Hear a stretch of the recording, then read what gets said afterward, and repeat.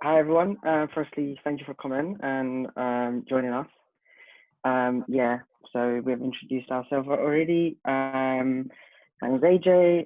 I work as a social worker at the moment. Um, and yeah, the project is Kick and Connect. So if you can go to a next slide, Charlie, please.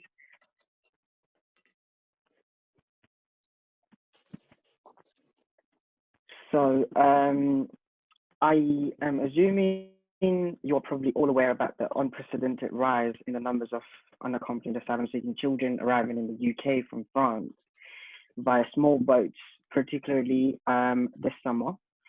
The, the tragic death of a 16-year-old Sudanese boy off the France last week is a terrible reminder of the human cost.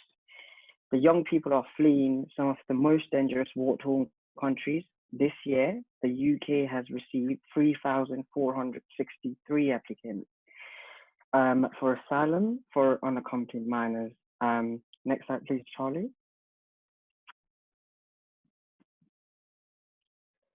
So basically, when the young people arrive in the UK, what they think they after all the difficult experiences they have been through, including journey to the UK, their problems are going to go away now that they are in the UK. But and things would start looking better for them. However, sadly, this is not the case, and often the problem actually starts when they land to the port of Dover. Next slide, please. So most of the young people arriving in the UK are placed in an independent shared accommodation, which is like just a house with microwave oven and stuff like that, and then they're just kept there without any parental guidance and are expected to be an adults about it and get on with their lives. They are isolated and have no support network. At my work, I get asked by my young people every day, when are we going to hear back from the Home Office? It's been a year and a half now. We do not have anything to do. We cannot work, AJ. I would like to join a gym.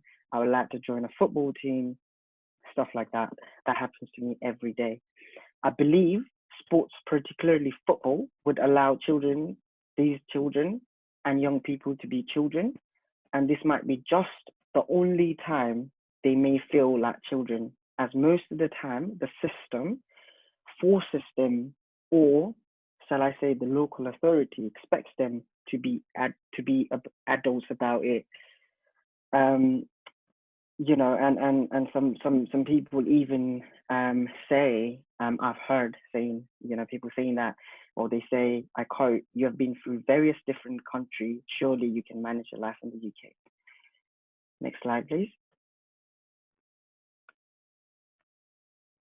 So just very recently, a basic example that personally reminded me how football can be a tool for communication, how we can open up a conversation with people. Last weekend, I got a call from out of our team at midnight, and they asked me if I could go to port and collect some young people because the young people were there. I went to collect some young people. The interesting bit is I had a football in my back of my car because I still play every day football.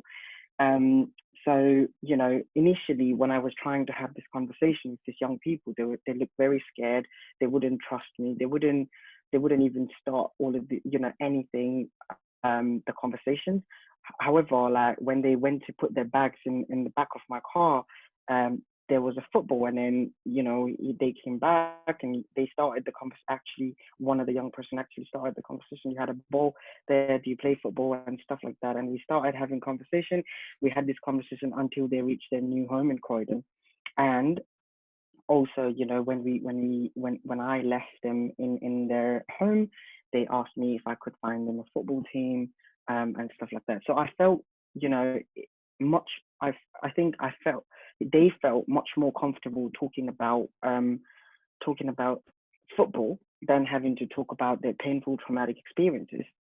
And I think this is the magic of football. And the moment we enter the field, we forget painful things. We are able to switch off from our issues. This allows young people to focus on positives. and not just talk about the difficult experiences, which often make them relive their traumatic experiences. I feel like football enhances social participation, promote culture, enhances young people's self-esteem, confidence, and not to mention it keeps us physically and mentally fit. It also breaks down language barrier. Next slide, please. So football can be sanctuary for the lot of young people. I can tell this from my own personal experiences, having come from a refugee background, and also how sports, particularly football, helped me wrestle with the challenges that comes being a refugee in the UK.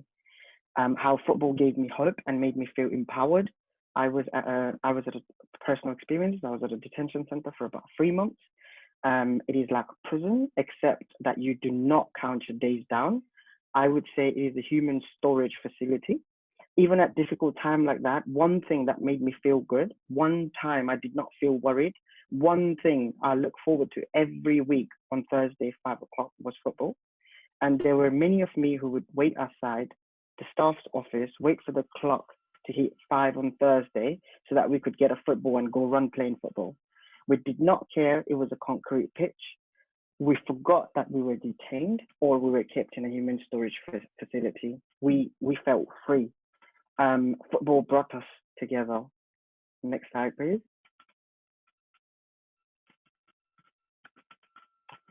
So this is why I think football can be a very, very powerful way of coming together and sharing what's there in common, regardless of whatever background we come from. Football is a universal language. I believe this could be a doorway for young people, not only to come together, but also a doorway to cultural and personal integration and to receive emotional, practical support that they are in need and to make young people feel welcome. So the big vision, sorry, next slide, please. So the big vision for Kick and Connect is to have a competitive, recognized football league for refugee young people, and this will provide them stability, consistency, and something to look forward to. Kick and Connect aims to develop to become a recognized football league in the future, and this may allow refugee young people to become financially independent.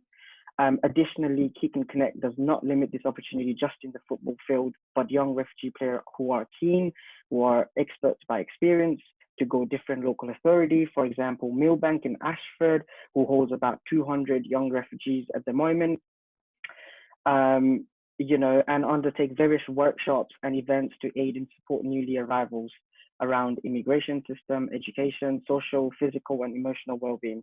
This would possibly help young people's personal development outside of schools and colleges.